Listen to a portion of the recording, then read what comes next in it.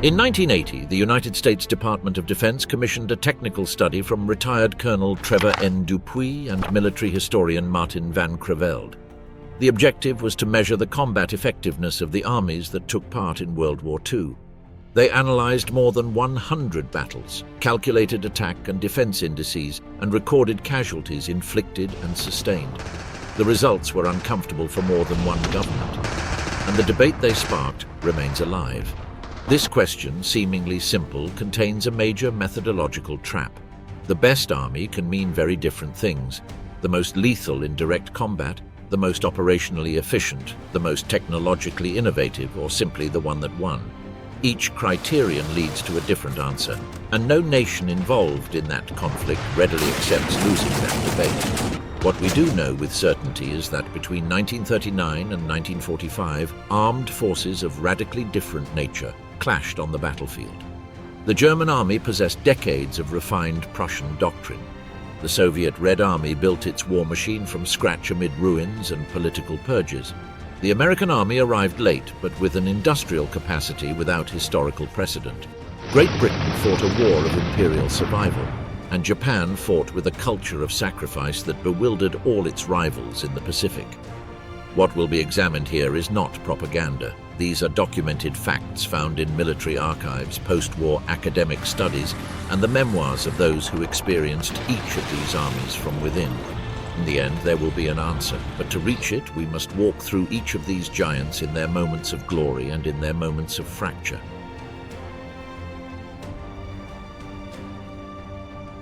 On June 22, 1941, at 3:15 in the morning, 3,100,000 German soldiers simultaneously crossed the Soviet border along a front of more than 1,800 kilometers. It was the largest military operation in the history of humanity up to that date. What made it possible was not only the numbers, it was the doctrine. The German army of 1941 was the direct heir of a military tradition that Napoleon had forced to radically reform in 1806, when he crushed the Prussian army at Jena and Auerstedt in the course of a single day of battle. The defeat was so humiliating that Prussian reformers, led by Marshal Gerhard von Scharnhorst and later by General Hans von Seeckt after the First World War, developed something that no other army in the world had systematized with such coherence: the doctrine of Auftragstaktik, or mission-type tactics. The principle was apparently simple but revolutionary in its implications. A commander receives an objective, not a method. He understands the intention of his superior 2 levels up and has full authority to improvise the means necessary to achieve that objective. When communications were interrupted, when the map no longer matched the terrain, when the enemy did something unexpected, the German officer did not wait for orders. He acted, and he acted in the right direction because he had been trained to understand the purpose of the entire operation. This was articulated with the concept of Bewegungskrieg, the war of movement, not to conquer territory but to destroy the enemy's cohesion, to penetrate its lines, cut its communications, and dislocate its chain of command. The psychological shock produced by this type of warfare was as devastating as the physical one. The Polish, French, Yugoslav armies, and in the early months the Soviet forces, did not fall due to lack of courage. They fell because their command systems collapsed before their soldiers could even organize to counterattack. In June 1941, the German army that invaded the Soviet Union had 19 panzer divisions and 14 motorized infantry divisions, organized into 4 panzer groups. A typical panzer division of that year had between 150 and 202 authorized tanks, although in practice the operational average was around 150. These divisions included 2 or 3 tank battalions, 5 infantry battalions, 4 of them mounted on trucks, and 3 artillery battalions equipped with 105mm howitzers. On paper, a panzer division totaled approximately 17,000 men. However, there was a problem that post-war analyses would reveal harshly. Only the 1st and 10th Panzer divisions had enough half-track vehicles for their infantry. Most of the grenadiers, who were supposed to advance alongside the tanks, moved in commercial trucks requisitioned in France and the Netherlands, vehicles without proper spare parts, without manuals in German, and incapable of surviving the Russian mud. Even more revealing, in June 1941, the German army mobilized between 600,000 and 750,000 horses for Operation Barbarossa. More than 15,000 Polish farm carts were requisitioned to transport supplies. Beyond the 34 panzer and motorized divisions, the rest of the Wehrmacht marched exactly as in 1914, on foot with artillery drawn by animals. Feeding those horses, especially the heavy European Percherons that pulled the guns, was a logistical nightmare in a territory where fodder was scarce and roads turned into mud tracks in autumn and ice in winter. The study by Dupuy and Van Creveld, analyzing more than 100 direct engagements on the Western Front, reached a conclusion that sparked controversy. Under equivalent conditions, a German unit inflicted roughly 50% more casualties than it received, both in attack and defense, whether it had numerical superiority or not, whether it won or lost the battle. For the Allies to achieve favorable results, their divisions had to be 20 to 30% more effective numerically than they actually were. One of the structural reasons identified was the regional composition of German divisions. Each division was formed from personnel of the same military district. Replacements arrived in battalions that had trained together. At the front, the German soldier fought alongside men he had grown up with, whose parents he knew and whose families lived in the same town or region. The cohesion created by this bond was impossible to replicate with individualized recruitment. However, the study has fundamental limitations that its own authors acknowledged. It does not consider the surrender of 300,000 German soldiers at Stalingrad. It does not measure the effect of overwhelming Allied air superiority on the Western Front from 1944 onward, which destroyed convoys, fuel depots and railway lines before German divisions could maneuver. If only close combat results are measured, the Wehrmacht appears as the most efficient army of the war. But armies are not judged solely by infantry clashes. The Wehrmacht had a structural Achilles' heel that Hitler had deliberately ignored. Germany entered the war with virtually no reserves. To form the last 20 divisions needed for Operation Barbarossa, 3 classes of conscripts, including young men who would normally have been called up in 1942, completed their basic training in May 1941, barely 1 month before the invasion. The active replacement pool at that time was only 321,000 men. That reserve was exhausted in the first months of fighting in the Soviet Union. On May 21, 1941, the OKW issued an order that reveals everything. It would retain skilled workers in active service only until September 30th of that year. The German General Staff expected to finish the war in less than 4 months. That assumption would become the seed of its own destruction. In the early hours of June 22, 1941, the Soviet Union had 2,313,414 men in its western military districts, 12,683 tanks, 10,508 of them operational, and 47 air divisions. It was numerically the largest army in the world. In the next 18 days, approximately 28 Soviet divisions were encircled and destroyed. By the end of 1941, the Red Army had lost more than 3 million prisoners and suffered casualties that historian David Glantz describes as unprecedented in modern military history. To understand why, it is necessary to go back to 1937. Between that year and 1941, Joseph Stalin executed or sent to labor camps in Siberia nearly the entire leadership of the Red Army. The numbers confirmed by Russian military archives declassified after 1995 are staggering. Of the 16 military district commanders, all 16 were purged. 90% of their deputies, chiefs of staff and section heads as well. 80% of corps and division commanders. 91% of regimental commanders, their deputies and their chiefs of staff. 3 of the 5 marshals of the Soviet Union were executed. Out of an estimated total of 75,000 to 80,000 officers, between 34,000 and 54,700 were dismissed or eliminated. The vacuum was filled urgently. In 1938, Major S.S. Biryuzov arrived at the 30th Rifle Division in Irkutsk after completing his staff officer training. He found the division commander, the political commissar, and all staff officers under arrest. He himself, an officer 3 ranks below and with 10 fewer years of experience than required, was left in command of the division. The result became visible in Finland between November 1939 and March 1940. The Red Army attacked a nation of 4 million people with around 200,000 men, 1,000 tanks, and 700 aircraft in the Karelian Isthmus alone. The Finns, with divisions that had 3,000 fewer men than their Soviet counterparts and only a third of the authorized artillery, held them off for 2 months. At Suomussalmi, the 44th Rifle Division, which had arrived from Kiev without preparation for Arctic combat, was almost completely destroyed. Its vehicles were trapped on the only passable road, unable to maneuver in the forests where Finnish skiers cut them into segments and annihilated them. The 163rd Division, attacking from the north, met the same fate.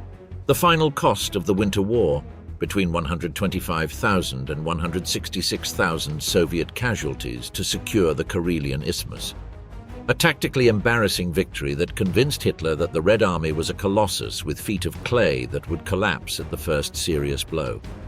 What followed was one of the fastest processes of institutional transformation in military history. While its fronts were collapsing and its armies were being encircled, the Soviet command was simultaneously doing 3 things: generating new reserve units, purging incompetent commanders, and relearning how to wage war. For every army the Germans destroyed in 1941, the Stavka, the Soviet High Command, created a new one. The statistical tables compiled by Glantz and House in When Titans Clashed are eloquent. The Red Army mobilized and reorganized dozens of armies in the darkest months of 1941, using 14 million trained reservists, a resource that Germany, bound by the restrictions of the Treaty of Versailles, simply lacked. Georgy Konstantinovich Zhukov, the general who had crushed the Japanese at Khalkhin Gol in August 1939, halting the Japanese advance in Mongolia with a pincer operation that anticipated the doctrine of deep operations, was appointed Chief of the General Staff in January 1941. His bluntness was legendary. His willingness to contradict Stalin, unusual in that era of political terror, was what saved his life, and also what allowed him to become the architect of the Moscow counteroffensive in December 1941. The Battle of Moscow was the first indication of what was to come. On December 5, 1941, with temperatures between -25 and -38 degrees Celsius, on a front where German soldiers were literally freezing to death in their trenches wearing leather boots designed for a summer campaign that should have ended in October, the Red Army launched a counteroffensive that pushed the Wehrmacht back between 100 and 280 kilometers in several sectors. It was not elegant, it was not cheap, but it worked. The T-34 tank deserves specific mention because its doctrinal and psychological impact on German commanders was documented in numerous post-war reports. When the Germans encountered it in the first weeks of Barbarossa, their 37mm anti-tank gun was practically useless against its sloped armor. Only 88mm guns, originally designed as anti-aircraft artillery and controlled by the Luftwaffe rather than the army, could reliably stop it. The T-34 had a 500 horsepower V2 diesel engine, a range of about 450 kilometers on roads, and a maximum speed of 54 kilometers per hour. It was rugged, difficult to maintain, and its crews died in terrifying proportions because the hatches were poorly designed and the radios were unreliable. But in numbers and production capacity, it had no equal.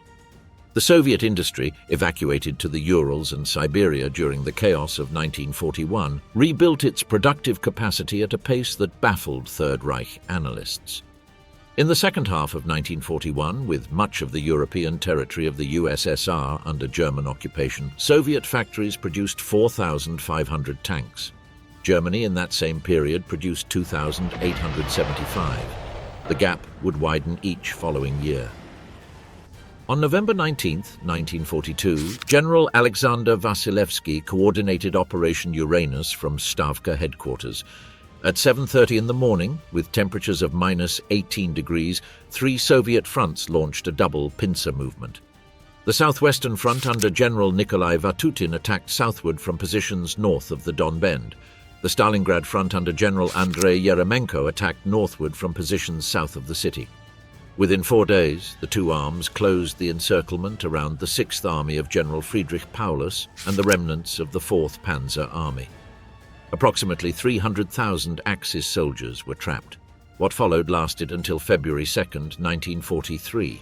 Field Marshal Erich von Manstein attempted to break through from the outside with Army Group Don, reaching within less than 50 kilometers of the perimeter before being repelled. Paulus, who received his Field Marshal's baton from Hitler on January 30th as a tacit signal that he should commit suicide rather than surrender, chose to survive. He and 91,000 survivors, of whom only 6,000 would return to Germany before 1956, marched into captivity. The most significant aspect of Stalingrad was not the dead. It was what it revealed about Soviet operational capability. The Stavka had kept secret for weeks the concentration of nearly 1 million soldiers and more than 900 tanks on the flanks of the salient. The deception was so effective that the German High Command warned as early as October 1941 about the weakness of the Romanian and Hungarian flanks covering the Stalingrad corridor, failed to act.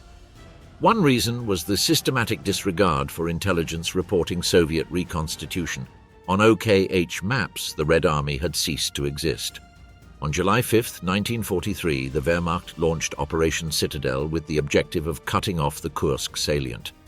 Approximately 900,000 German soldiers, 2,700 tanks and assault guns, and 2,500 aircraft took part. It was, according to General Heinz Guderian, who opposed the operation, the last attempt to retain the initiative on the Eastern Front. The Stavka knew. Months in advance, Soviet intelligence, including information provided by the espionage network known as Lucy, operating from Switzerland, had revealed the details of the German plan. Generals Georgy Zhukov and Alexei Antonov designed an unprecedented defense in depth, 8 successive defensive lines, 2,400 kilometers of trenches, 400,000 mines, and strategic reserves kept intact for the counter-offensive. When the Germans attacked, they penetrated the first lines with enormous effort. In the north, Army Group Center advanced only 12 kilometers in a week. In the south, Army Group South reached the village of Prokhorovka, where on July 12, 1943, one of the largest tank battles in history took place. Approximately 600 German tanks against 850 Soviet tanks on a front just over 8 kilometers wide. The 5th Guards Tank Army under Lieutenant General Pavel Rotmistrov suffered devastating losses, but the German advance was halted. On July 12th, while the Battle of Prokhorovka was still raging, the Soviet Western and Bryansk fronts launched Operation Kutuzov in the north, striking the flank of the German 9th Army. Hitler ordered the suspension of Operation Citadel on July 13th. The strategic initiative on the Eastern Front would never return to German hands.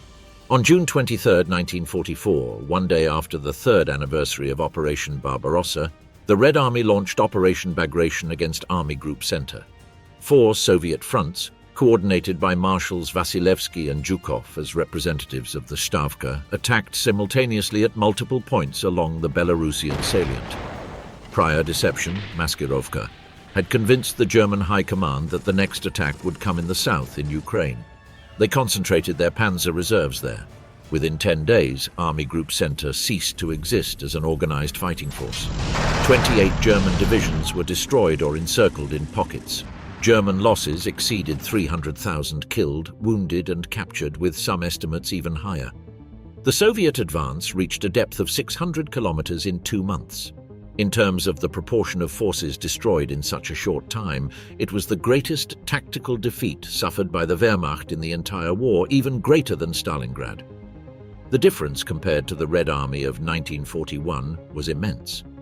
By 1944, the Stavka planned weeks in advance, concentrated forces in secret using night movements and strictly controlled communications, launched reconnaissance in force attacks that infiltrated enemy defenses before the main assault, and committed its tank armies through breakthroughs at a speed that no longer allowed the Germans to establish defense in depth. The young captains and majors commanding the forward spearheads, the so-called Peredovio Triadi, advanced detachments of 800 to 2,000 men that cleared the way for the tank armies, operated with a level of tactical initiative and understanding of operational purpose that would have been unimaginable in the chaotic summer of 1941.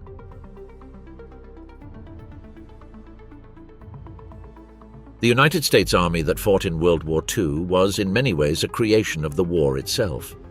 In 1939, the regular U.S. Army numbered only 175,000 men, smaller than the Army of Portugal. The mobilization that followed Pearl Harbor in December 1941 was massive. By 1944, the Army exceeded 8 million men. However, the speed of this expansion came with costs. The study by Dupuy and Van Creveld identified significant structural differences. A standard U.S. infantry division consisted on paper of approximately 13,000 men. To keep that division operating at 100% capacity, around 43,000 support personnel were required. In contrast, an elite German division of 20,000 men needed about 10,000 in support. The proportion of actual combat soldiers relative to total personnel was significantly higher in the Wehrmacht. The American replacement system presented another documented issue. New recruits were assigned individually to units, rather than alongside the comrades they had trained with. In many cases, a soldier did not know anyone in his unit upon arriving at the front. Moreover, the most physically and mentally capable soldiers tended to be selected by administrative units, which controlled the distribution process and preferred to retain the best personnel. In the German army, the process was exactly the opposite. The most qualified personnel were systematically reserved for frontline combat units. American soldiers, furthermore, fought until they were killed, wounded, or severely ill. There was no regular rotation from the front. In contrast, German divisions were periodically withdrawn for rest and reconstitution. This difference in managing combat exhaustion had measurable effects on cohesion and effectiveness. However, reducing the U.S. Army to its tactical limitations would be deeply unfair. Its true doctrine of war was not infantry combat. It was the destruction of the enemy's logistical and command structure before infantry forces even made contact. American tactical air power in Western Europe from 1944 onward represented something new in the history of modern warfare. P-47, Thunderbolt and P-51 Mustang fighter bombers did not merely escort strategic bombing raids over German factories. They patrolled roads and railways along the Western Front with such consistency that daytime movement of German columns became nearly impossible. In the summer of 1944, panzer divisions attempting to move toward Normandy to counterattack the Allied landings took days to cover distances that would normally require hours, because every time a column of tanks appeared in the open, Allied aircraft struck it. American logistics also had no equal. The supply system that kept Patton moving from Normandy to the Meuse in the summer of 1944, the so-called Red Ball Express, mobilized 12,000 trucks and delivered up to 12,500 tons of supplies daily to an army advancing hundreds of kilometers. When Patton halted his advance in August 1944 due to lack of fuel, it was not an operational limitation but a political decision by Eisenhower. The 3rd Infantry Division, which fought from North Africa to Austria, spent more days in combat than virtually any other unit in the war. Soldier Audie Murphy, who in January 1945 climbed onto a burning, destroyed tank and operated its .50 caliber machine gun for an hour against a German force of over 250 soldiers and 6 Tiger tanks, received the Medal of Honor. He inflicted approximately 50 casualties and stopped the counterattack. Such individual fighters existed. The structural problem was that the system often failed to concentrate them in frontline combat roles.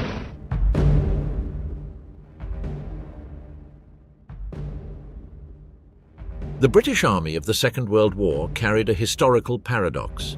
It was the army of the power that had won the First World War at the highest imaginable cost, and that memory weighed on every operational decision. British generals in 1939 had been lieutenants and captains at the Somme and at Passchendaele. They had seen 57,000 men die on the first day of the Somme, July 1st, 1916. They did not want to repeat it. This caution tended to manifest as excessive planning and low tactical risk, but it was also the rationality of a power that knew it could not indefinitely replace its dead.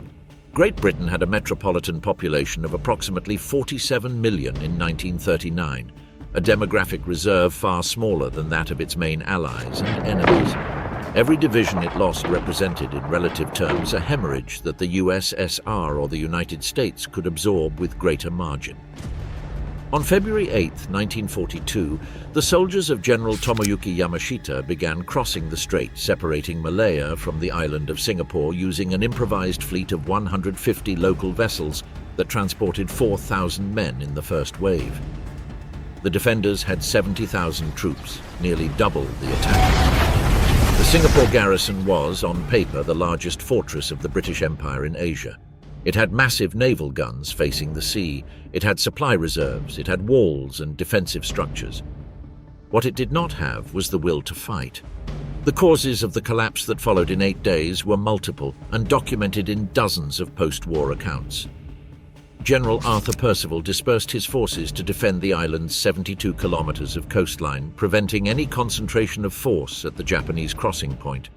Recently recruited Indian units, whose massive wartime expansion resulted in British officers with barely 6 months of training and often unable to communicate in Urdu with their own soldiers, gave way to Japanese infiltration tactics and nighttime noise.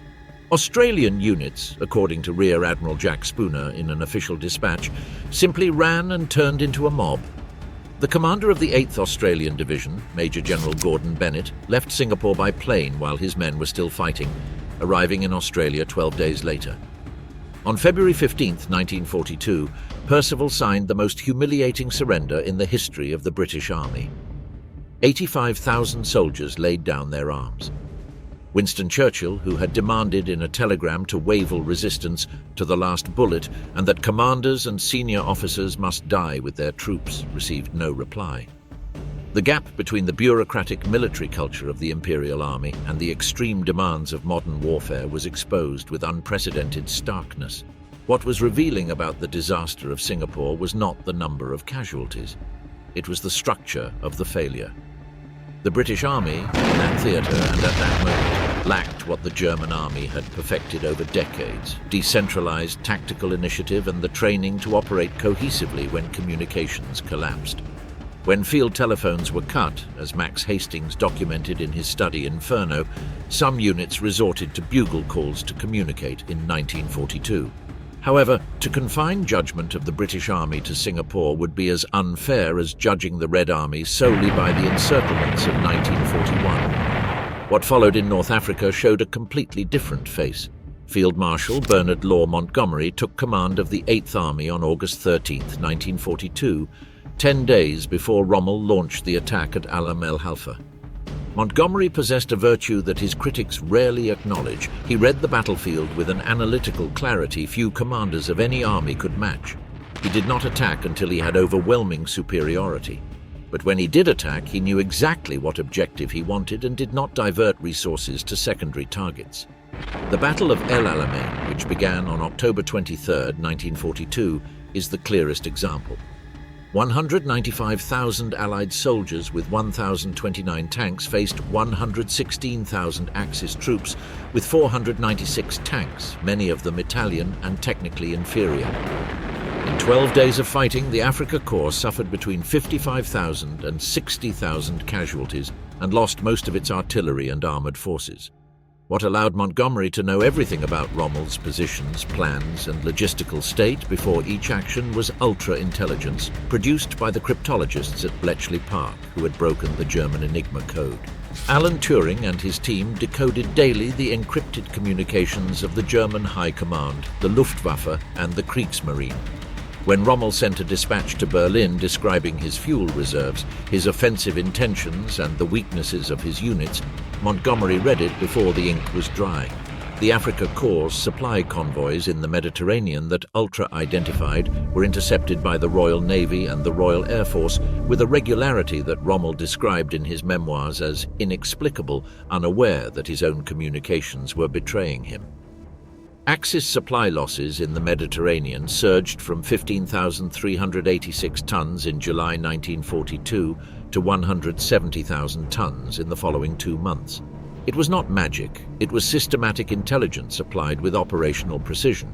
This is perhaps the most singular contribution of the British Army to the Allied victory. Not the individual heroism of its soldiers at the Somme or at Dunkirk, but the construction of a technical intelligence apparatus without historical precedent that multiplied the value of every Allied combatant who knew how to use it. However, the British Army that landed in Normandy in June 1944 showed signs of moral exhaustion that had no equivalent among its American allies or its German adversaries. Many veteran soldiers from the Mediterranean who had fought from North Africa to Italy resented the prospect of risking their lives once again in France. Units that had fought in Sicily and on the Italian mainland arrived at the Channel crossing with a mixture of hardened experience and systematic distrust of their own commanders.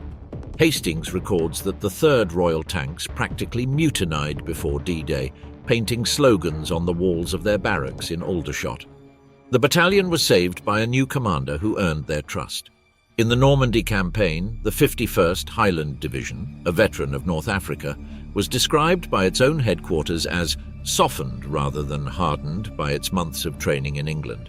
In the advance toward Caen, British armoured divisions showed a consistent reluctance to advance independently without infantry support, repeatedly frustrating Montgomery. Demographic limitations ultimately proved decisive. Britain began to run out of infantry replacements in the autumn of 1944 and had to disband entire units to keep others up to strength. That constraint could not be solved by doctrine or training. It was pure arithmetic. The Royal Air Force and the Royal Navy, where Britain was unmatched.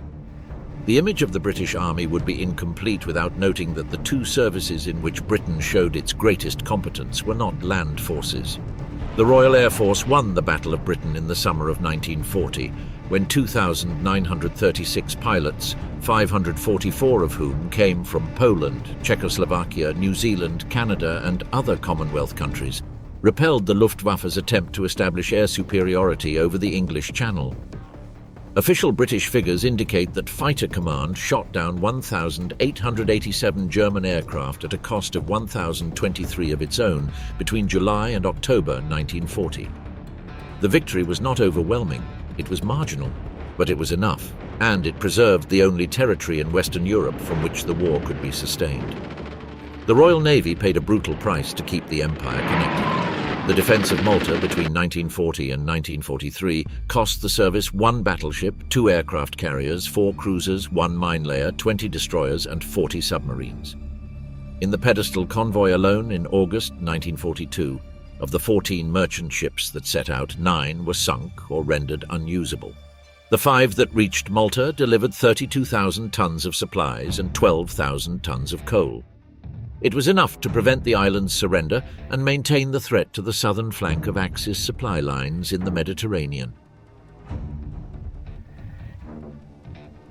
The Imperial Japanese Army presented its adversaries in the Pacific with something no Western manual had anticipated: a fighting force organized around the premise that death in battle was preferable to surrender.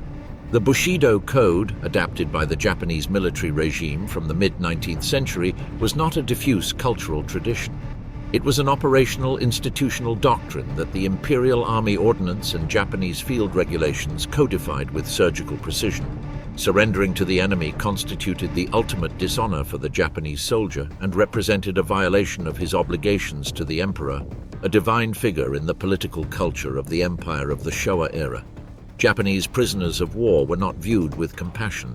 They were considered dishonored, people who had chosen shame over death. The tactical consequences of this culture manifested in a defensive ferocity without equivalent in any other army of the war.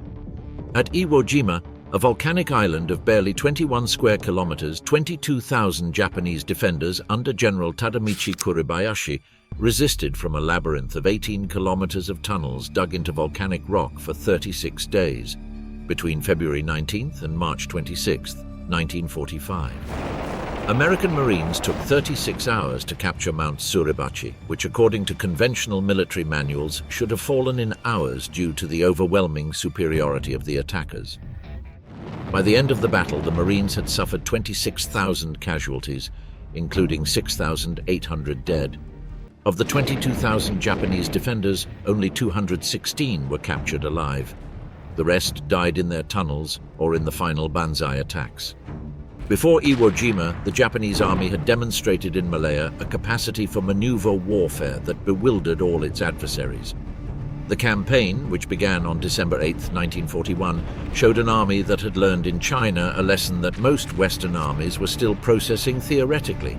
Speed of advance compensates for logistical weaknesses. Yamashita deployed 3 divisions for the campaign: the 5th, the 18th, and the Imperial Guards Division. His 35,000 men were issued 6,000 bicycles per division, in addition to 500 motor vehicles. In the tropical heat, the wheels suffered frequent punctures, and two-man repair teams assigned to each company patched an average of 20 tires a day. Soldiers carried 27-kilogram packs on the racks and pedaled up to 20 hours daily. They crossed rivers by lifting the bicycles over their heads. Officers were not exempt. Lieutenant Colonel Yosuke Yokoyama, commander of an engineering regiment, followed the infantry by bicycle, personally inspecting British demolitions and directing bridge repairs using timber from local sawmills that his troops requisitioned along the way. Yamashita's divisions had fought in China, not in the jungle. When they landed in Malaya, it was the first time their soldiers set foot in a tropical jungle environment. What compensated for that inexperience was systematic aggressiveness. Every time the defenders established a position and resistance became serious, the Japanese did not attack head-on. They launched a new amphibious landing to outflank the position. The British, who had built their defensive plans on the assumption that the jungle was impenetrable to motorized forces, discovered that Japanese infantry on foot and on bicycles could move through it without difficulty.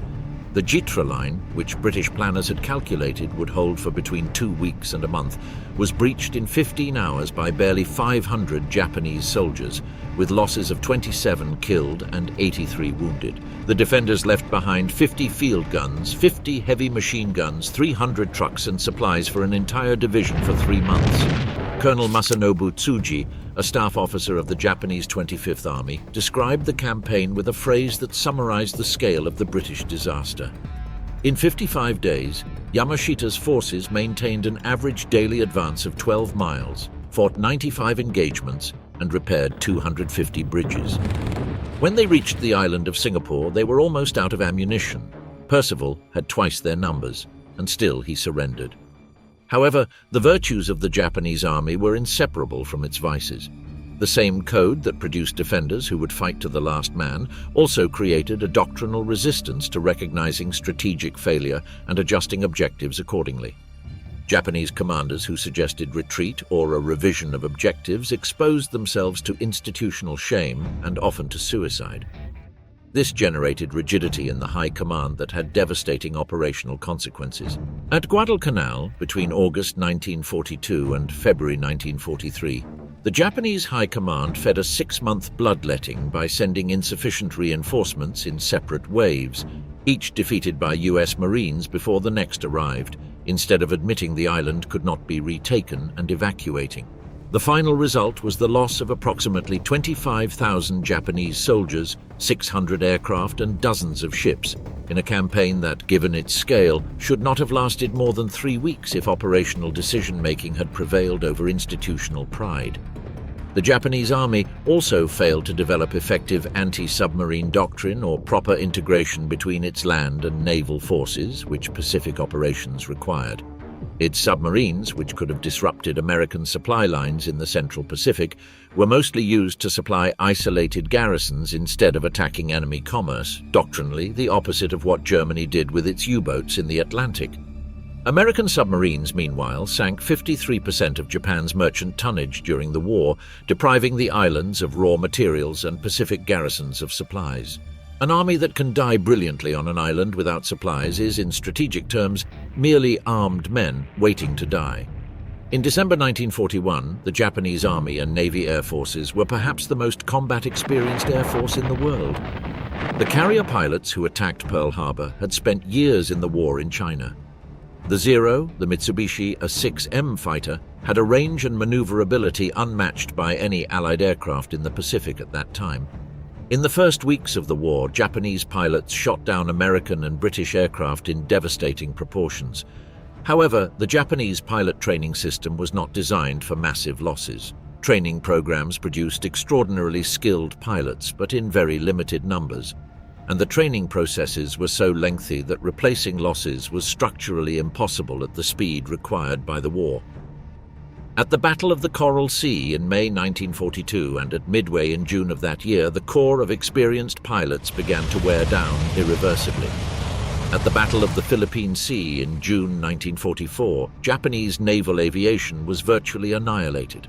American aviators shot down 480 Japanese aircraft at a cost of 130 of their own. American pilots called that day the Great Marianas Turkey Shoot because of how easily they shot down poorly trained opponents. By the end of 1944, the Imperial Army had gone so far as to turn the loss of pilots into doctrine. The kamikazes, pilots who deliberately crashed their explosive-laden aircraft into Allied ships, were the response of a training system that could no longer produce aviators capable of fighting on equal terms.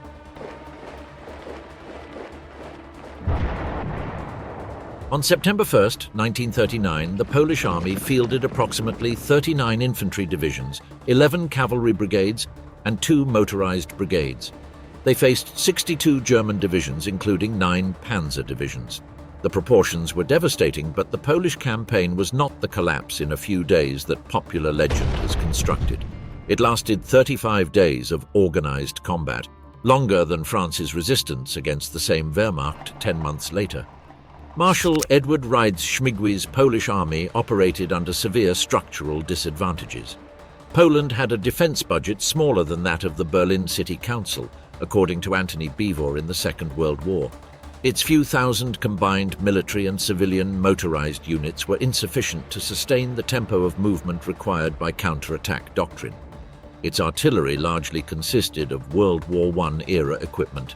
And on September 17th, when the Soviet Union attacked from the rear in accordance with the Molotov-Ribbentrop Pact, the country's strategic leadership collapsed because its defense plans had not anticipated the possibility of a simultaneous two-front war against its 2 largest neighboring powers.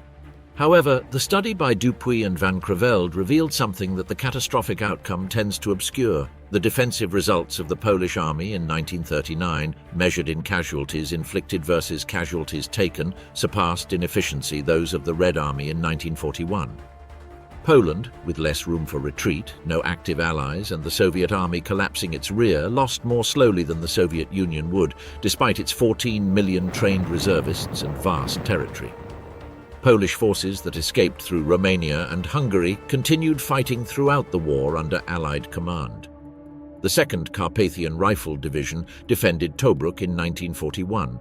General Władysław Anders's 2nd Polish Corps captured the monastery of Monte Cassino on May 18, 1944, after 4 previous attempts had failed, including one massive assault by the 4th Indian Division and another by the New Zealand Division. Polish divisions in Italy gained a reputation for combat ferocity that even Alexander, who was not generous with praise, acknowledged in his dispatches. The price was the policy of Yalta. Polish soldiers who had fought under the Allied flag returned to a country turned into a Soviet satellite without having been able to vote on their destiny. The Regio Esercito, the Royal Italian Army, was the clearest demonstration of what happens when an army mobilizes for a war its soldiers do not understand and its officers do not know how to fight. Mussolini declared war on France and Great Britain on June 10, 1940, when Hitler's armies had already broken the French front and victory seemed imminent. The Duce wanted to be on the winning side at the peace negotiations. What he obtained was the beginning of 3 years of military humiliations that drained Italy without producing any strategic advantage for the Axis. In Libya, against the forces of General Richard O'Connor, the Regio Esercito demonstrated the consequences of an under-equipped army facing modern adversaries.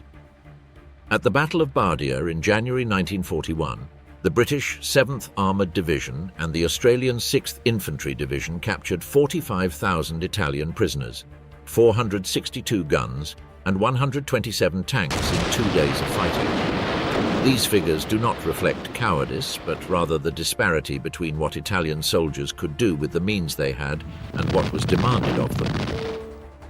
Their 47mm anti-tank guns were virtually useless against Matilda II tanks with 70mm of armor. Their Carro Armato M11/39 tanks, weighing 11 tons and armed with a 37mm gun, were hopelessly obsolete compared to any Allied armored vehicle of the time. However, Italian soldiers who fought under the right circumstances, with adequate equipment and on favorable terrain, demonstrated individual bravery that the stereotype built from desert defeats tends to overlook. The defense of Tobruk by the Bologna and Brescia divisions in June 1942, before its capture by Rommel, lasted weeks longer than the Afrika Korps had anticipated. The paratroopers of the Divisione Folgore at El Alamein in October 1942 resisted the attacks of the 8th Army for 6 days in positions lacking adequate water or ammunition supplies in a sector where the Allied advance was recorded in 8th Army archives as the most costly of the entire battle. The Regio Esercito also displayed an internal division that the German army did not have. Many of its high-ranking officers knew from the outset that the war was a mistake. Marshal Pietro Badoglio, who ordered the invasion of Greece in October 1940 without conviction or preparation, was dismissed when the campaign resulted in the only case of an Axis army being pushed out of its own territory in the early years of the war, forcing Germany to intervene in the Balkans in the spring of 1941, delaying the start of Operation Barbarossa by weeks that some historians consider decisive for the Red Army's survival in the winter of 1941. The longest war of the Second World War did not begin in September 1939. It began in July 1937 when the Imperial Japanese Army crossed the Marco Polo Bridge near Beijing and launched a full-scale invasion of Chinese territory that would last 8 years. By 1939, the Japanese army had occupied the main coastal cities and much of northeastern China, forcing the nationalist government of Generalissimo Chiang Kai-shek to retreat inland to the city of Chongqing. The Chinese Nationalist Army was a force of enormous size and uneven capabilities. In theory, the government in Nanjing and later Chongqing mobilized several million soldiers. In practice, most of its divisions were local formations under regional warlords who maintained their own loyalties and responded selectively to the central government. The level of training varied so extremely that the 30 divisions reorganized in 1937 under German advisory, the so-called Chiang's German divisions, fought in Shanghai against the Japanese with a level of competence that favorably surprised even German observers, including Generaloberst Hans von Seeckt, who had supervised part of the reform process. However, those divisions were destroyed in Shanghai and Nanjing, and the ability to replace them with equivalent units of equal quality was limited. China lacked the industrial base to produce modern weaponry at scale. Artillery was scarce and largely composed of obsolete models. Tanks were so few in number as to be operationally irrelevant. The National Revolutionary Army relied on infantry and on the geography of a vast country that made total conquest impossible even for the Japanese army. The most significant aspect of China's contribution to the war was not measured in tactical victories. It was measured in the number of Japanese divisions it immobilized. 1 million Japanese soldiers remained in the Chinese theater until 1945, unable to be redeployed to the Pacific or to Manchuria. Without that immobilization, the island campaigns in the Pacific would have faced significantly larger and better supplied Japanese garrisons. General Joseph Stilwell, who commanded American forces in the China-Burma-India theater and had constant friction with Chiang Kai-shek over operational control of troops, captured the central dilemma in a single phrase: China provides the bodies, but lacks the means to employ them effectively. Chiang's dilemma was exactly the inverse of Britain's. He had almost unlimited numbers of soldiers, but no industrial apparatus to arm or supply them. The French army of 1940 was numerically comparable to the German army, 94 divisions against 89 of the Wehrmacht on the Western Front during the May to June campaign. It had more tanks than the Germans, including the Char B-1 Bis with 60 mm of frontal armor, which was virtually invulnerable to the standard German 37 mm anti-tank gun. It had the Maginot Line, an unprecedented defensive engineering work that cost 7 billion francs and employed 194,000 workers during its construction. And it had the memory of Verdun, where between February and December 1916, France suffered 377,000 casualties while halting the German advance. Those memories were the poison that paralyzed the French High Command. The Maginot Doctrine was not simply a line of fortifications. It was a mindset that prioritized static defense over movement, concentrated logistical capacity in fixed points, and trained its officers to manage positions rather than maneuver. When General Erich von Manstein proposed and Hitler approved, advancing through the Ardennes with the bulk of the panzer divisions, General Maurice Gamelin, the French commander-in-chief, did not consider that route a serious threat because his own assessments held that the Ardennes were impassable for mechanized forces. The Ardennes were wooded and rugged. Tanks needed roads. Therefore, the Germans could not pass through there in sufficient numbers to matter. On May 10, 1940, 7 panzer divisions crossed the Ardennes in a traffic jam of vehicles stretching 250 kilometers back into Germany. The French reconnaissance units that detected the movement sent reports that moved slowly up the chain of command and reached headquarters with enough delay that the French response was always late. On May 14th, 4 days after the offensive began, General Rommel's 7th Panzer Division crossed the Meuse at Dinant. General Heinz Guderian's 19th Corps crossed at Sedan. The breakthrough of the front was irreparable. The 35 days that followed revealed an army unable to adapt because its command structure was not designed for the tempo imposed by the German Bewegungskrieg. Orders arrived late. Counter-offensives were organized for situations that no longer existed by the time they began. The 4th Armored Division of Colonel Charles de Gaulle attacked the flank of the Panzer Corridor at Laon on May 17th and managed to put enough pressure on Guderian's 1st Panzer Group that Berlin, alarmed, ordered a 48-hour pause. But that pause was not exploited because the French army lacked the reserves and coordination to take advantage of the moment. De Gaulle attacked with what he had. It was not enough, and the moment passed. What France did produce after 1940 were troops that fought effectively within frameworks that compensated for the structural limitations of the Metropolitan Army. General Alphonse Juin and his French Expeditionary Corps in Italy, composed mainly of Moroccan soldiers from the Army of Africa, demonstrated in the Battle of Monte Cassino in May 1944 what motivated mountain infantry under competent leadership could achieve.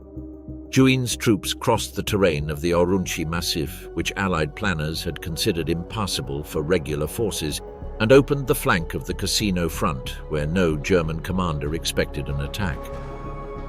The breakthrough that followed led to the fall of Rome on June 4, 1944. The German army was never alone. On the Eastern Front, alongside the Wehrmacht, fought Romanian, Hungarian, Italian, Finnish, Slovak, Croatian and Spanish forces, and in the far north, the Finnish army as an informal ally. Their contribution was quantitatively significant, but qualitatively uneven. Romania contributed the 3rd and 4th armies in the 1942 campaign. The Romanian 3rd Army, which covered the northern flank of the Stalingrad salient, was the target of the northern strike of Operation Uranus on November 19, 1942. Its infantry divisions lacked the anti-tank artillery to stop the 500 tanks of the Soviet 5th Tank Army. In a single day, the Romanian 3rd Army was disintegrated. German General Friedrich Paulus, commander of the 6th Army at Stalingrad, had repeatedly informed the OKH that the Romanian flanks were the weak point of the salient. His reports were ignored. The Wehrmacht paid for that mistake with 300,000 men encircled.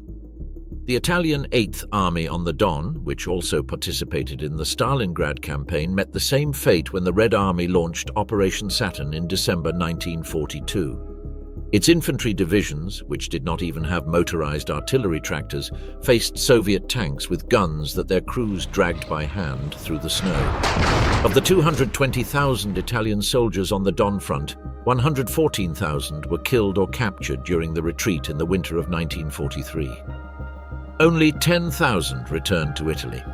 The Finnish army deserves special mention because it demonstrated something that neither Germans, Soviets, Americans, nor British matched: the ability to fight against the largest armies in history for 4.5 years with a population of 6 million while maintaining national independence.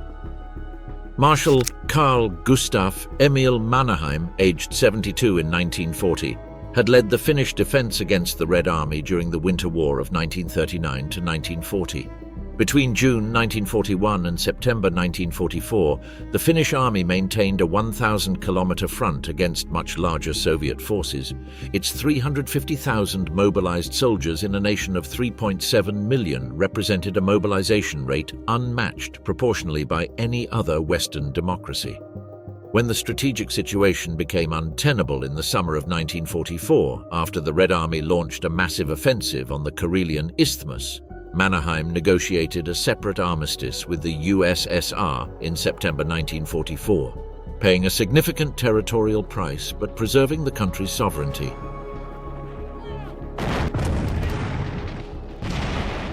The systematic analysis of more than 100 battles on the Western and Eastern fronts revealed something that the narrative of Allied victory tends to downplay. On the Western Front, when German units faced American and British units under similar conditions, the German army consistently inflicted approximately 50% more casualties than it suffered. This remained stable regardless of whether the Germans were attacking or defending, whether they had numerical superiority or were outnumbered, and even in the final months of 1944 and 1945, when Germany was in constant retreat. On the Eastern Front, the numbers were even more extreme. Researchers concluded that a German division on the offensive was operationally equivalent to 3 Soviet divisions on the defensive. A German division in a well-prepared defensive position could be equivalent to up to 7 attacking Soviet divisions. In the worst moments of 1941 to 1942, there were documented cases in which Soviet losses exceeded German losses by 400% in direct engagements. The study also revealed a finding that challenged Polish pride in an unexpected way. The defensive performance of the Polish army in September 1939 surpassed in efficiency that of the Red Army in 1941, despite the fact that the Poles had less room to retreat and were simultaneously attacked from the rear by the USSR. Dupuy himself rigorously pointed out the limits of his analysis. The study measures direct combat results. It does not measure the mass surrender of 300,000 Germans at Stalingrad. It does not measure the 7,000 tanks and armored vehicles destroyed by Allied air forces on the Western Front between June and September 1944, which never fired a single shot at any infantry. It does not measure the impact of American submarines on Japan, nor that of Lancaster bombers on the Romanian oil refineries that supplied the Wehrmacht. The most revealing of his own conclusions is the following. If the war were measured solely by the parameters of his study, Germany would not have lost in 1945. The Wehrmacht was defeated by factors that close combat does not capture. In October 1944, the armies of General Dwight D. Eisenhower faced a problem that no German command would have imagined. They had more soldiers ready for combat than they could supply. The ports of northern France were still in German hands or had been damaged during the retreat, and the famous Red Ball Express trucking route was not sufficient to supply the entire front. The solution was to halt Patton at the Moselle and prioritize the British advance toward the Channel ports. This points to something fundamental that Dupuy's study does not capture. The war the United States won was not primarily an infantry war, it was a war of production. Between 1941 and 1945, the United States produced 86,000 tanks, 286,000 aircraft, 8.5 million rifles, and nearly 15 million tons of supplies for its own army, plus 11 million tons delivered to allies under the Lend-Lease program, including the Soviet Union. Lend-Lease to the USSR included more than 400,000 trucks, 2,000 locomotives, and 11,000 railroad cars. Glantz and House note that this fleet of American trucks is what allowed the Red Army to logistically sustain the 400 to 600 kilometer advances required by deep operations in 1944 to 1945. The Red Army had the doctrine and the soldiers. American Lend-Lease provided the trucks it needed to execute that doctrine on a continental scale. This fact is crucial to understanding the nature of the Allied victory. It was not a single army that won. It was a coalition in which each component contributed something that the others could not provide to the same extent. The verdict: which was the best army? Anyone expecting an answer in a single sentence is right to do so, but mistaken if they believe it is simple. The question of the best army of the Second World War is, in reality, a set of different questions that overlap and that each historiographical school has answered according to its own methods, its own archives, and frequently according to its own national preferences. During the Cold War, Western historiography tended to minimize the Soviet role and to present the war as an Anglo-American enterprise with a secondary front in the East. Captured German generals and their memoirs, written in captivity or in exile with the urgency of those needing to exonerate themselves, constructed a narrative that Glantz and House accurately called the myth of German superiority, that the Wehrmacht had lost not due to the merits of the Red Army, but because of Hitler's interference, the Russian Cold, and the overwhelming numerical superiority of an enemy that sent waves of soldiers as if human lives had no value. This version of events proved convenient for the Western Allies during the Cold War, who needed to rehabilitate German military figures as potential allies against the USSR, and it was convenient for the German generals themselves, who needed to survive the judgment of history without answering for the crimes of the war of extermination they had served. At the opposite extreme, post-war Soviet historiography constructed the narrative of a Soviet people who, through their heroism and sacrifice, defeated fascism single-handedly. This version systematically minimized American Lend-Lease, ignored the disasters of 1941 and 1942 or attributed them to treason and sabotage, and elevated to epic proportions what was in reality a combination of genuine sacrifice, extraordinary industrial production, painful learning, and Allied aid. Facts that the Russian military archives declassified after 1991 confirmed with figures that the official version had never acknowledged. The correct answer requires separating the questions that merge into one and answering each of them with the available data. Criterion 1. Tactical effectiveness in direct combat. By this criterion, the answer of the study by Dupuy and Van Creveld is, in their own terms, unequivocal: the Wehrmacht. The analysis of more than 100 battles on the Western and Eastern fronts showed that German units consistently inflicted about 50% more casualties than they suffered under comparable conditions, regardless of whether they were attacking or defending, whether they had numerical superiority or were at a disadvantage, and throughout the entire duration of the war, including the retreat years from 1943 to 1945. The structural reasons for this efficiency were multiple and mutually reinforcing. The regional cohesion of German divisions created a social bond that post-war military psychology studies would identify as the primary factor in combat resilience. A Wehrmacht soldier in 1941 or 1942 personally knew the men he fought alongside. His trenchmates came from the same town, the same neighborhood, the same region. Their families knew each other. Replacements arrived as battalions that had trained together, not as anonymous individuals assigned to units that no longer needed them emotionally. This cohesion was not sentimental, it was operational. It determined whether a soldier kept advancing when his sergeant fell, whether he held position when the company officer did not respond on the radio, and whether he coordinated with adjacent units without explicit orders. Added to this cohesion was Auftragstaktik, the mission-oriented doctrine that gave each non-commissioned officer and company officer an understanding of their superior's intent 2 levels up, and the authority to improvise the means as long as the objective remained clear. When communications failed, when the map no longer matched the terrain, the German soldier did not wait for orders. He acted in the direction required by the purpose of the operation. This capacity for decentralized initiative was practically impossible to replicate with conscripts who had only weeks of training and with commanders who had met them only days before battle. Individual weaponry also contributed in verifiable ways. The MG-42, with a rate of fire between 1,200 and 1,500 rounds per minute, produced a density of suppressive fire that British Bren guns or American bars could not match. A single well-positioned MG-42 could suppress the advance of an infantry company moving across open ground. The MP-44 assault rifle, introduced in 1943, combined automatic fire with the effective range of a rifle, a combination that the American M1 Garand surpassed in semi-automatic accuracy, but which the German weapon compensated for in firepower per meter of front.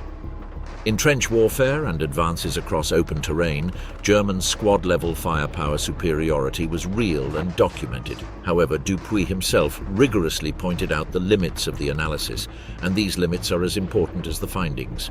The study measures direct combat results, unit against unit, under relatively comparable conditions. It does not capture 3 factors that determined the strategic outcome of the war more decisively than any casualty ratio: the mass surrender of entire German units trapped without escape, the logistical destruction inflicted by Allied air power before units reached contact, and Germany's industrial collapse under the combined weight of strategic bombing and the loss of occupied territories. The surrender at Stalingrad in February 1943 nullified years of tactical efficiency in a single act. 300,000 soldiers, including 24 generals and a field marshal, were captured or killed. That army was not defeated in direct combat. It was encircled by an operational maneuver that falls outside the parameters of Dupuy's study. If only close combat results are measured, the Wehrmacht appears as the most efficient army of the war. But armies are not measured solely in infantry clashes, and the history of the Second World War is above all the history of the operations that made it possible for those infantry forces to fight under the conditions in which they did. Criterion 2. Capacity for learning and institutional transformation. According to this criterion, the answer is the Red Army, and the gap compared to any other contender is enormous. No other army in history, in any documented conflict, traversed such a vast institutional distance in so little time under such extreme pressure. In the summer of 1941, the Red Army was an institution whose officer corps had been decapitated by purges, whose doctrine had been abandoned under political pressure, and whose soldiers fought without basic tactical coordination. Commanders distributed their forces evenly along the front instead of concentrating them at the main points of effort, because they did not understand or were afraid to apply the principles of concentration of force. Coordination between infantry and artillery, the ABC of modern warfare, systematically failed. The offensive actions of the first months were frontal attacks without flanking or deception, executed with the rigidity of someone following a memorized script without understanding its purpose. The level of initiative was so low that officers who acted on their own initiative risked arrest, demotion, or being sent to the Gulag. The political commissar accompanying each unit had the authority to question the commander's tactical decisions and report counter-revolutionary activity if orders were not executed exactly as issued. In that environment, institutionally rational prudence meant tactical paralysis. The army that paid that price in 1941 was the same one that in 1944 executed deception operations of a sophistication that baffled the best analysts of the German General Staff. The transformation had three main drivers.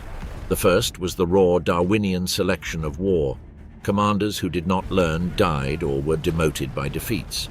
Those who learned survived, were promoted, and accumulated experience. The very young captains and majors who in 1941 barely understood how to coordinate a battalion were in 1944 the major generals planning corps-level operations with a competence their German adversaries recognized, even if they did not want to admit it publicly. Georgy Zhukov, Alexander Vasilevsky, Konstantin Rokossovsky, Ivan Bagramyan, Rodion Malinovsky. All of them matured under the pressure of war, and all survived purges, defeats, and catastrophes that would have destroyed less resilient institutions. The second driver was the return to Tukhachevsky's doctrine of deep operations. It was not a conscious act of ideological rehabilitation. It was the practical rediscovery, through trial and error, of principles that were correct and that the purges had temporarily buried. The Soviet officers who survived 1941 and 1942 understood through direct experience that frontal attacks against prepared defenses were organized massacres. They began to experiment with flanking maneuvers, concentration of force, and prior deception. Each operation yielded lessons that were systematized, circulated among the command, and applied in the next operation. Maskirovka, the Soviet concept of operational deception that included nighttime troop movements, construction of false positions, strict maintenance of radio silence before attacks, and the shifting of main axes of advance to the sector least monitored by the enemy, reached in 1944 a level of sophistication that even Colonel General Reinhard Gehlen, head of German Eastern Front intelligence and one of the Reich's most capable analysts, was unable to decipher with the tools available. Table 13-1 in Glance and House records the correlation of forces at the start of Operation Bagration on June 22, 1944, 178 Soviet divisions against 63 German, 1,254,300 soldiers against 336,573, 4,070 tanks and assault guns against 495, 34,016 artillery pieces against 2,589, and 4,853 aircraft against 602. Superiority stood at 8.2 to 1 in armored vehicles and 13.1 to 1 in artillery. But these numbers do not explain why Germany failed to see the blow coming. What explains German blindness was Maskirovka. The nighttime redeployment of Soviet reserves kept 50 or 60 kilometers behind the front until the final days before the attack. the maintenance of absolute radio silence that deprived German signals intelligence of its most reliable source, and the construction of false positions in the Ukrainian sector that convinced Galen that the main blow would fall there. The German General Staff identified 60% of Soviet forces facing Army Group Center but failed to detect one of the Guards' tank armies. It estimated that it would face 1,800 tanks and assault guns instead of the actual 4,070. The third factor was the growing trust that Stalin began to place in his generals from 1942 onward. Glantz and House document a pattern that contrasts directly with Hitler's evolution. While the Führer tightened control over his army as defeats accumulated, Stalin loosened his as victories began. Mid-level officers later recounted being summoned to the Kremlin not to be reprimanded, but to provide their honest assessment of the situation, and that Stalin listened without reprisals. This gradual institutional openness was exactly the opposite of what the German army needed to function under Auftragstaktik, and precisely what the Red Army needed to regenerate the tactical initiative that the purges had eradicated. Criterion 3. Decisive contribution to the outcome of the war. By this criterion, the answer is also the Red Army, and the numbers are so overwhelming that serious academic studies of the last 30 years do not dispute them. They only argue over the decimals. From June 22, 1941 to May 8, 1945, the Eastern Front was the main theatre of the German war. In June 1941, when Germany attacked the Soviet Union, 3.05 million Germans crossed the border. Fewer than 1 million German soldiers were deployed in all other theatres combined, including North Africa, the Balkans, Norway, and Germany itself. By October 1, 1943, 63% of the Wehrmacht's total strength, 2,565,000 soldiers, was fighting in the east. On June 1, 1944, 12 days before the Normandy landings, 239 German division equivalents, 62% of total strength, remained on the Eastern Front. The Germans considered the Western Theatre a semi-rest zone, according to the characterization by Glantz and House, based on the OKH zone planning documents. In November 1942, the same month that Montgomery defeated Rommel at El Alamein, inflicting 60,000 casualties on 4 German divisions and a larger Italian force, the Red Army launched Operation Uranus, encircled the German 6th Army, severely damaged the 4th Panzer Army, and destroyed the Romanian 3rd and 4th Armies. The result was more than 50 Axis divisions eliminated from the order of battle and 300,000 men captured or killed. In terms of force destroyed in the same period, the Eastern Front consumed more than twice what the North African campaign produced over its entire duration. The total German casualty figures are the definitive evidence. By April 30, 1945, total Wehrmacht casualties amounted to 11,135,500, including 6,035,000 wounded. Of this total, nearly 9 million fell in the east, including prisoners, 13,488,000 Germans, 75% of all mobilized and 46% of the adult male population of Germany in 1939 were put out of action. Of these, 10,758,000 fell or were captured on the Eastern Front. The inscription "Killed in the East," found on tens of thousands of gravestones in German cemeteries, is the most eloquent demographic statistic of 20th century Europe. Criterion 4. Strategic breadth and coalition power. By this criterion, the answer changes, and the answer is the American war apparatus as a whole, not just the ground army. The US Army had real and documented tactical limitations. But the war from 1939 to 1945 was not merely an infantry war. It was a war of systems: industrial production, maritime logistics, strategic air power, cryptography, and the ability to project force on a global scale simultaneously across theaters separated by thousands of kilometers. Within this complex system, the American contribution was structurally irreplaceable.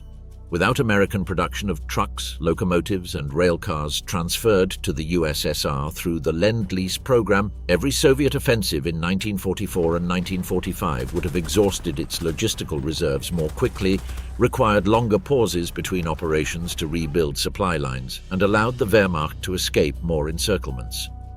Glantz and House estimate that without Lend-Lease and without the opening of the Western Front, Stalin would have needed between 12 and 18 additional months to defeat the Wehrmacht. The final outcome would have been the same. The cost would have been millions of additional Soviet dead, and the Red Army would have reached the Atlantic coast instead of stopping at the Elbe. Without the Allied strategic bombing campaign of 1943 to 1945, which destroyed Germany's aviation fuel production capacity and forced the Luftwaffe to withdraw most of its aircraft into Germany to defend its factories, the Eastern Front would have benefited from German air support that Soviet attackers would not have been able to neutralize so decisively. On August 1, 1943, the U.S. Army Air Force's B-24 Liberator attack on the oil refineries at Ploiesti, Romania, cost 54 of the 177 participating aircraft but damaged 42% of the refining capacity of the most critical operation for supplying fuel to the Wehrmacht in the east. That attack and those that followed progressively reduced German aviation fuel availability until the Luftwaffe could no longer operate at scale on any front. The enduring debate, the Wehrmacht versus the Red Army, in absolute terms, the question that military historians continue to debate, and which Dupuy's study left only partially answered, is which of the two armies would have prevailed had they faced each other under equal conditions throughout the war. The question is hypothetical by definition. They never fought under equal conditions. However, the available data allow for a reasoned answer. In 1941, the Wehrmacht was superior in every measurable respect: doctrine, tactical leadership, cohesion, squad-level armament, and combined arms coordination. The Red Army at that moment was a decapitated, terrorized, and doctrinally hollow institution that survived not because of its tactical merits, but because of the depth of its territory, the size of its human reserves, and the German failure to correctly calculate the cost of the enterprise they had begun. In 1944, the balance had shifted significantly. The Red Army of 1944 planned operations weeks in advance, concentrated forces in secrecy, executed complex deceptions that worked, committed tank armies with speed and precision, and sustained advances 400 to 600 kilometers deep. The Wehrmacht of 1944 was an army in constant retreat, with divisions on average below 50% of their strength without strategic reserves, with a chain of command where initiative had been crushed by the accumulation of Hitler's interference, and with an industrial production that the Allied bombing campaign was systematically reducing. Glantz and House, in the conclusion of When Titans Clashed, offer the most precise synthesis available. In 1941, the Red Army faced the irresistible force of the Wehrmacht and did not yield, when conventional military logic said it should collapse. In 4 years of combat that consumed resources and human initiative without historical precedent, the Red Army survived, transformed itself, and triumphed. The irresistible force was completely destroyed. Another angle of analysis that historical debates frequently produce is that of commanders. Which army produced the best generals? The answer here is more nuanced, but uncomfortable for German historiography. Erich von Manstein is considered by many the best operational commander of the war. His counter-offensive at the Third Battle of Kharkov in February and March 1943, which returned the city to German control after the Soviet advance following Stalingrad, was a masterpiece of maneuver with inferior forces that few operations of the war match in efficiency. But Manstein fought in a theater and a period that did not require from him the same levels of coordination on a massive scale that his Soviet counterparts had to manage simultaneously. He commanded armies. The great Soviet commanders of 1944 commanded fronts composed of several coordinated armies in operations spanning hundreds of kilometers. Georgy Zhukov was the only commander of the war who achieved decisive victories on the 4 strategic fronts in which he fought: Khalkhin Gol against Japan in 1939, Moscow in 1941, Stalingrad in 1942, and Berlin in 1945. Alexander Vasilevsky simultaneously coordinated the planning of Operation Bagration in Belarus and the parallel operation in Ukraine in the summer of 1944, and then, in August 1945, organized the Manchurian campaign that destroyed the Kwantung Army in 11 days. At no point in his career was he documented as having failed an operation on a scale comparable to his successes. German command culture produced excellent tacticians and brilliant army-level operators. Soviet command culture in 1944 produced something different and more difficult: coordinators of multi-front operations capable of managing 1 million soldiers or more in simultaneous movements across fronts 1,000 kilometers wide. That level of complexity had no parallel in any army of the war. Any verdict on the best army of the Second World War that does not incorporate the human cost that army paid is an incomplete verdict, and the cost paid by the Red Army surpasses any scale of historical comparison. The P and Q tables in the appendix of Glance and House indicate that the Great Patriotic War cost the Soviet Union at least 29 million military casualties. Some revisionist historians raise that figure to 50 million when civilian deaths directly attributable to military operations, occupation-induced famine, and mass executions are included. The displacement of the Soviet population was, in geographic terms, equivalent to an enemy occupation of the United States from the Atlantic coast to west of the Mississippi River. Millions of Soviet soldiers captured disappeared in German labor camps and slave factories, where they died at rates exceeding those of German prisoners of war in Siberia. Millions more suffered permanent physical and psychological damage. The Soviet economy did not recover the 1940 standard of living in a significantly reduced population until at least 1952. Workers labored 74-hour weeks during the war years, living in unheated barracks in the Urals and Siberia, producing the tanks and aircraft that the front consumed at brutal speed. A woman working in the tractor factory converted to tank production in Chelyabinsk in the Urals in the winter of 1942, with outside temperatures of -30 degrees and the workshop roof open to the sky because construction had not been completed, producing a 12-hour shift before walking 3 kilometers back to a room without running water, paid a price for victory that no analysis of tactical efficiency can capture.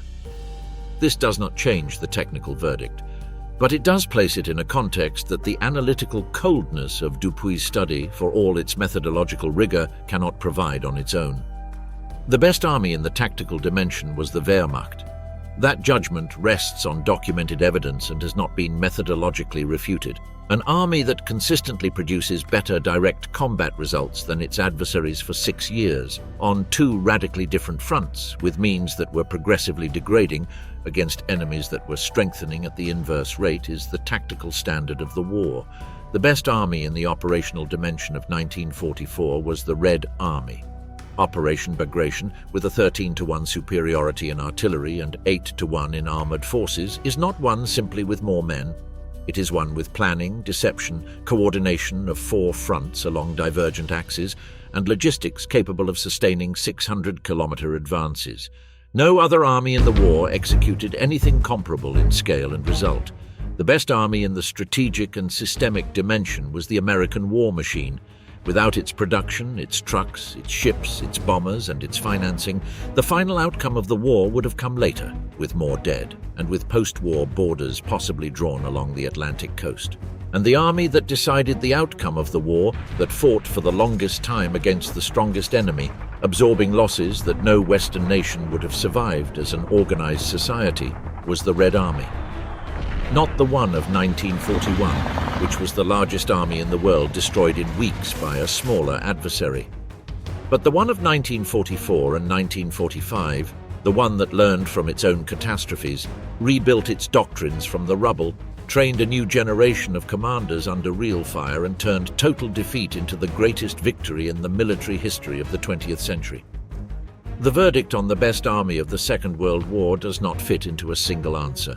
It fits into 4, one for each dimension in which armies are measured. And of those 4 answers, the one that determines who won the war and how it was won belongs, without any possible discussion, to the Red Army.